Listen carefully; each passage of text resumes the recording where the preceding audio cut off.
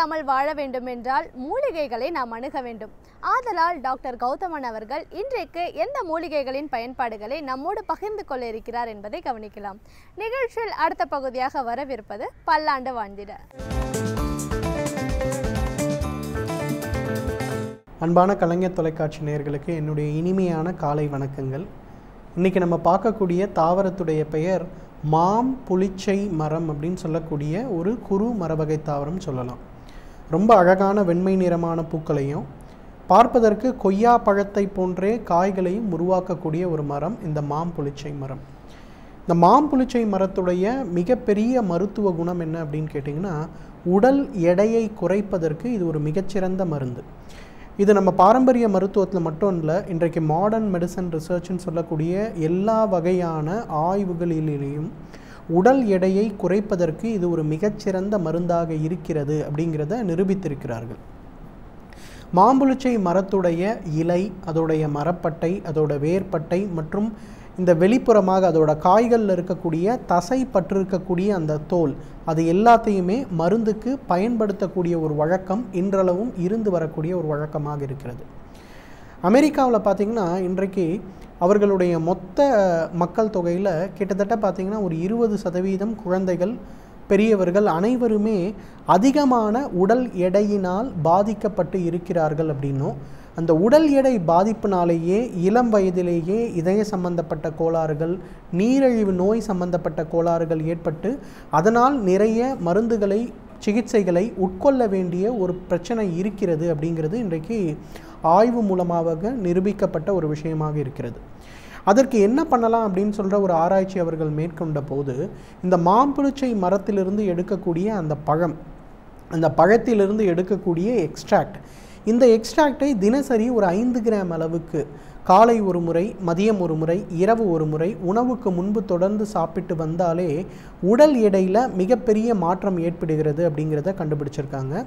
இந்த உடல் எடை குறையும் போது உடலுக்கு ஏற்படுகின்ற பக்க விளைவுகள் எதுவுமே இல்லாமல் உடல் எடை குறைகிறது அப்படிங்கிறது தான் மாம்புளிச்சையோட ரொம்ப முக்கியமான ஒரு மருத்துவ குணமாக இருக்கிறது அப்படிங்கிற ஆய்வறிக்கைகள் வந்த பிறகு பார்த்திங்கன்னா, இன்றைக்கு இந்தியாவிலிருந்து ஏற்றுமதி செய்யக்கூடிய மாம்புளிச்சைகளுடைய அளவு மிகப்பெரிய அளவில் ஏற்பட்டிருக்கிறது. வணிக ரீதியாக மூலிகைகளை அதிகமாக ஏற்றுமதி செய்யக்கூடிய அளவில் பார்த்திங்கன்னா இன்றைக்கு மாம்புளிச்சை முதலிடத்தில் இருக்கிறது. அந்த அளவுக்கு பார்த்திங்கன்னா அமெரிக்காவிலும் யூரோப்புன்னு சொல்லக்கூடிய இங்கிலாந்து சம்பந்தப்பட்ட நாடுகள்லேயும் பார்த்திங்கன்னா இன்றைக்கு மாம்புளிச்சையை ஒரு உணவாகவே மக்கள் காலை ஒரு தேக்கரண்டி, மதியம் ஒரு தேக்கரண்டி அல்லது இரவு ஒரு தேக்கரண்டின்னு தொடர்ந்து சாப்பிடுவதை ஒரு மிகப்பெரிய வழக்கமாக வைத்து கொண்டிருக்கிறார்கள். இரண்டாவது பார்த்திங்கன்னா, மாம்புளிச்சையுடைய இலைகளுக்கு சர்க்கரை நோயை கட்டுப்படுத்தக்கூடிய ஒரு சக்தி உண்டு.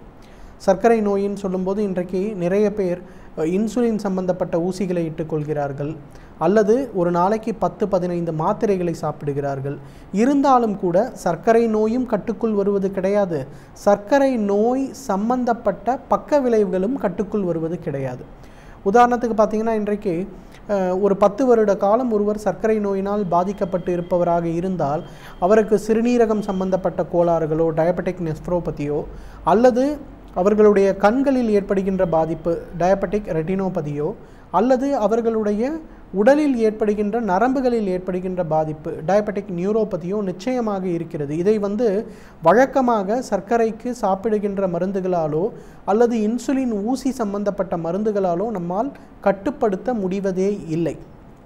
இதை கட்டுப்படுத்தக்கூடிய சக்தி மாம்புளிச்சையுடைய இலைகளுக்கு இருக்குது அப்படிங்கிறது தான் முக்கியமான விஷயம். பாரம்பரிய மருந்துகள்லாம் என்ன பண்ணுறோன்னா, மாம்புளிச்சையுடைய இலைகளை எடுத்து நன்றாக உலர வைத்து அரைத்து எடுக்கின்ற அந்த ஒரு சூரணம், அதை ஒரு தேக்கரண்டி காலை உணவுக்கு முன்பும் ஒரு தேக்கரண்டி இரவு உணவுக்கு முன்புங்கிற மாதிரி தண்ணீரில் இட்டு கொதிக்க வைத்து ஒரு மூலிகை தேநீராக, ஒரு ஹெர்பல் டீ மாதிரி ஒரு நாளைக்கு 2 முறையோ 3 முறையோ தொடர்ந்து சாப்பிடும்போது நாளாக ஒரு 3 மாத காலத்திலேயே பார்த்திங்கன்னா சர்க்கரை நோய் நன்றாக வேகமாக கட்டுக்குள் வருவதை நாம் பார்க்க முடியும். இரண்டாவது, சர்க்கரை நோயுடைய உபத்திரவங்கள், பக்க விளைவுகள் மிக விரைவாக குறைவதை நம்ம பார்க்கலாம். காலில் ஏற்படுகின்ற எரிச்சல் சம்பந்தப்பட்ட கோளாறுகள், கைகளில் கால்களில் ஏற்படுகின்ற குத்தல் வலி சம்பந்தப்பட்ட பிரச்சனைகள், அதே போல் இதயத்தில் ஏற்படுகின்ற கோளாறுகள், கண் பார்வை சம்பந்தப்பட்ட பிரச்சனைகள், குறிப்பாக சிறுநீரகம் சம்பந்தப்பட்ட பிரச்சனைகள், இவை எல்லாமே மறைந்து சிறிது சிறிதாக அதில் மாற்றம் ஏற்படுவதை நம்ம உணர முடியும். அதன் பிறகு வழக்கமாக சாப்பிடுகின்ற இன்சுலின் அளவையோ அல்லது சர்க்கரை மருந்துகளையோ சிறிது சிறிதாக தகுந்த மருத்துவ ஆலோசனையின் பேரில் நம்ம குறைத்து கொள்ளலாம். அதுதான் மாம்புளிச்சையுடைய இலைக்கு இருக்கின்ற மிகப்பெரிய ஒரு குணம். மாம்புளிச்சையுடைய மரப்பட்டை ஒரு சிறந்த தோல் நிவாரணி அப்படின்னு சொல்லுவோம். இன்றைக்கு ஆக்னி அப்படின்னு சொல்லக்கூடிய முகப்பரு சம்பந்தப்பட்ட கோளாறு, இன்றைக்கு இந்த முகப்பரு சம்பந்தப்பட்ட கோளாறுகளுக்காக நிறைய பெண் குழந்தைகள், ஆண் குழந்தைகள் பக்க விளைவை உண்டாக்கக்கூடிய மருந்துகளை சாப்பிட்றாங்க, பக்க விளைவுகளை உண்டாக்கக்கூடிய முகப்பூச்சிகளை எடுத்துக்கிறாங்க. அதெல்லாம் இல்லாமல் மிக குறைவாக இந்த மாம்புளிச்சையிலிருந்து எடுக்கக்கூடிய அந்த ஒரு கஷாயத்தை தண்ணீரில் இட்டு நன்றாக அந்த மரப்பட்டையை கொதிக்க வைத்து அந்த தண்ணீரில் முகம் கழுவுகின்ற ஒரு வழக்கத்தை வைத்து கொண்டாலே முகப்பரு சம்பந்தப்பட்ட கோளாறுகள் முழுமையாக மறைந்து போகிறத பார்க்கலாம். அதிலேயும் மிக மிக முக்கியமாக அந்த ஆக்னின்னு சொல்லக்கூடிய பிரச்சனை, அது முகத்தில் வரும்போது என்ன ஆகும்னா நிரந்தரமான தழும்புகளை கூட சில நேரம் விட்டு சென்று விடும்.